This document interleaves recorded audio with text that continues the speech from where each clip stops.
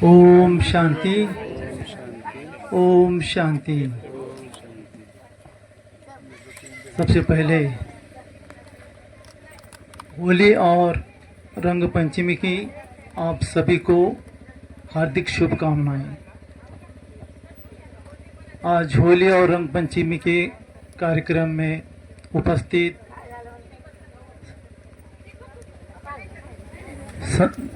संतुष्ट मणि, संतुष्टता की धनी आदरणीय सुनंदा उर्फ भाग्यश्री दीदी जी तथा त्र्यंबक फंदरे परिवार तथा नांदेड़, हिंगोली और अन्य जगहों पर से आए हुए सभी उपस्थित भाइयों और बहनों, मैं बी के नागनाथ माघापुरी 2013 से इस ज्ञान में चल रहा हूँ। अगर परिचय देने के लिए जाएगा तो बहुत समय जाएगा, इसके लिए मैं परिचय इतना ही संक्षिप्त दिया हूँ। इसके आगे हम एक छोटा सा क्लास करेंगे। उस क्लास का नाम होगा स्थिति बिगड़ने के कारण और उसके निवारण। क्या सुनना चाहेंगे आप? हाँ, शुक्रिया। तो हम स्थिति हमारी कब बिगड़ती है, उसका सबसे पहला कारण है देह अभिमान।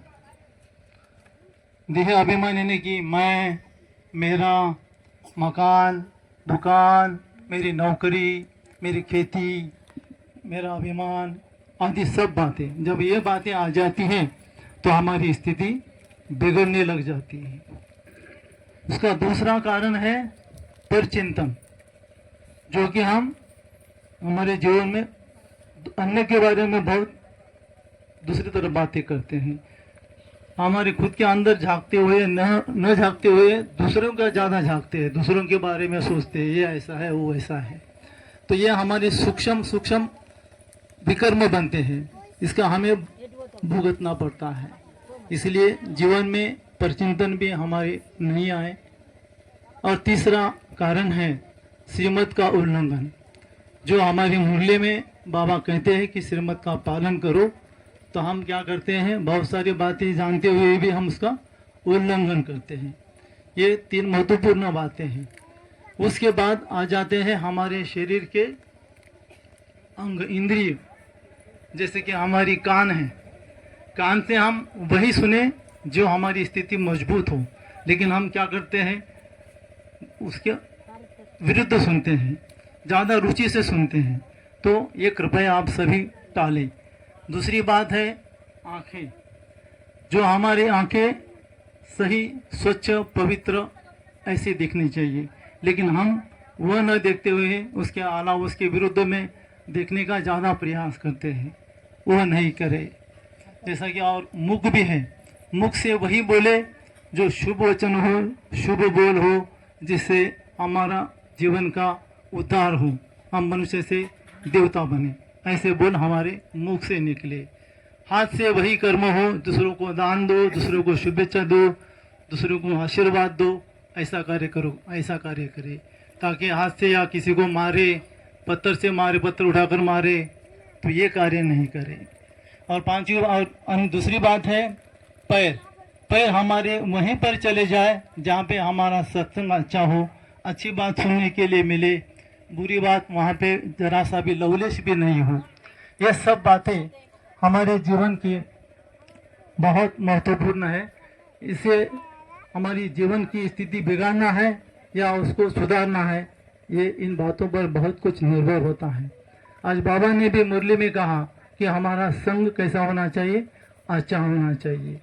अगर हम जिस संग में जाएंगे उस संग का हमें रंग चढ़ जाएगा। बुरे संग में जाएंगे तो बुरा रंग चढ़ेगा, अच्छे संग में जाएंगे तो अच्छा रंग चढ़ेगा। और मुरली में बाबा ने आज पतित पावनी गंगा के बारे में भी बात की है ना। पतित पावनी गंगा, गंगा में नहाने से हम पावन नहीं बनते।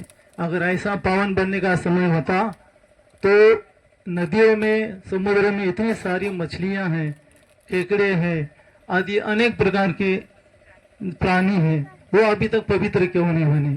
इसलिए पतित पावनी गंगा से हम पावन नहीं बन सकते।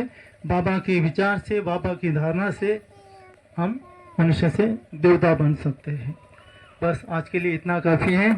फिर मिलेंगे चलते चलते और हंसते हंसते। धन्यवाद। आदरणीय बहन जी ने हमें जो मौका दिया, वो इस मौके के लिए बहन जी के लिए एक बार 2000 तालियां हो जाए। और ठुमरे परिवार ने भी हमें जो सहयोग दिया, उन परिवार के लिए भी एक बार जोरदार तालियां हो जाए। और हमारे साथ आए हुए परिवार भाई जी, संगेवार भाई जी और धनंजय भाई जी की, और नांदेड़ के दत्ता भाई टाक और उनके भाई और अन्य भाई के लिए एक बार जोरदार तालियां। अब आप सभी के लिए एक बार जोरदार तालियां हो जाए।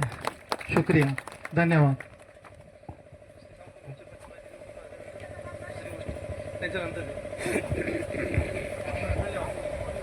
बहुत बहुत धन्यवाद।